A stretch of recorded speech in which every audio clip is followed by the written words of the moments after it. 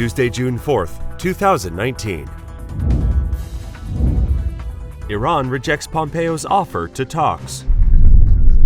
Iranian officials rebuffed an offer by Secretary of State Mike Pompeo for talks between the U.S. and Iran without preconditions, saying his suggestion amounted to, quote, wordplay. The response by Iranian Foreign Ministry spokesman Abbas Mousavi came as the two countries have ratcheted up tension in recent weeks and as the U.S. has built up its military forces in the region. Mr. Pompeo said that the administration would continue its maximum pressure campaign against the Iranian regime, but is willing to begin negotiations without preconditions. President Trump and British Prime Minister Theresa May hold talks that could broach a number of delicate topics, ranging from trade to Brexit to the securing ties between the long-standing allies.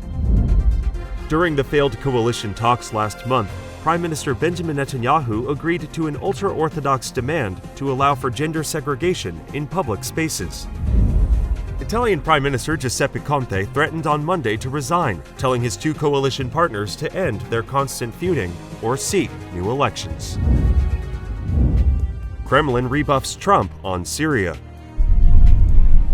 The Kremlin rebuffed criticism from U.S. President Donald Trump of Russian and Syrian government military action in Syria's rebel-held Idlib province, saying on Monday it was needed to shut down rebel attacks being launched from there. When asked about Trump's criticism on Monday, Kremlin spokesman Dmitry Peskov said militants were using Idlib as a base to launch attacks against civilian and military targets, something he called unacceptable.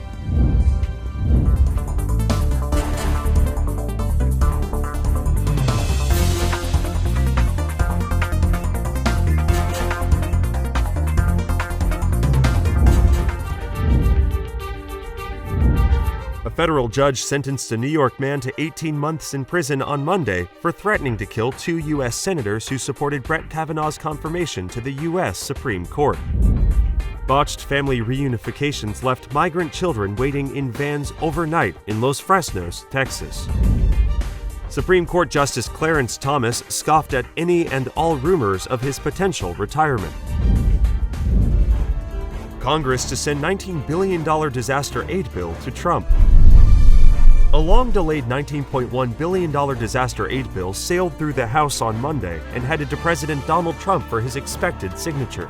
Lawmakers gave the measure final congressional approval by 354 to 58 in the House's first significant action after returning from a 10-day recess. It was backed by all 222 voting Democrats and 132 Republicans. The New York State Senate has passed a bill to give Brooklynites a break on the steep toll on the Verrazano Narrows Bridge.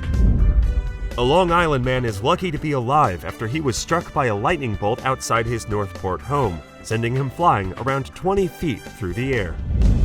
Mayor Bill de Blasio lobbied state legislators Monday to strengthen protections for tenants in a rent control bill now being negotiated.